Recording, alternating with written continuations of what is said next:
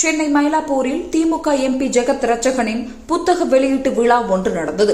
இந்த விழாவில் முதல்வர் ஸ்டாலின், வைரமுத்து உள்ளிட்ட பலரும் பங்கேற்றிருந்தனர். அப்போது வைரமுத்து கம்பராமாயணத்தை மேற்கோள் காட்டி, சீதையை பிரிந்த ராமன் செய்வதறியாமல் புத்தி சுவாதீனம் இழந்து விட்டான். புத்தி சுவாதீனம் இழந்தவன் செய்கிற குற்றம் குற்றமாகாது என்பது இந்திய தண்டனை சட்டம்.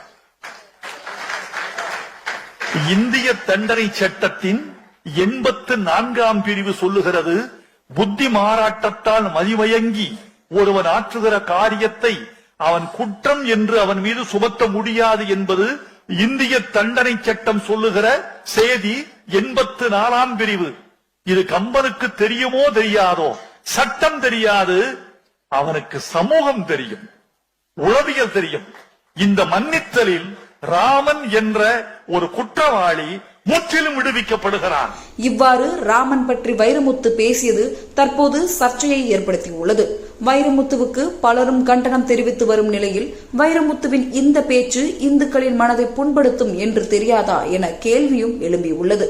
இதனையடுத்து இந்துக்கள் மனதை புண்படுத்தும் வகையில் பேசிய வைரமுத்து பகிரங்க மன்னிப்பு கேட்க வேண்டும் என்று வலியுறுத்தி புதுவையில் பாஜக போராட்டத்தில் ஈடுபட்டுள்ளனர்.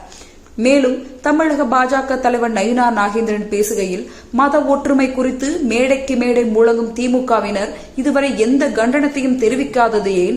அமைச்சர்கள் முதல் கவுன்சிலர்கள் வரை அறிவாலயம் உடன்பிறப்புகள் பலர் இந்து மதத்தவராக இருக்கையில் இதுபோன்ற கருத்துக்கள் அவர்களது கட்சியினரையும் புண்படுத்தும் என்பது தெரியாதா?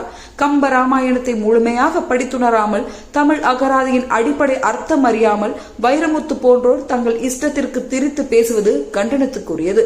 தனது இந்த அவதூறான கருத்துகளுக்கு பொதுவெளியில் அவர் பகிரங்க மன்னிப்பு கோர வேண்டும். தங்களை மத நல்லிணக்கத்தின் தூணாக முன்னிறுத்திக் கொள்ளும் ஆளும் அரசு அதை உறுதிப்படுத்த வேண்டும் என்று கூறியுள்ளார்.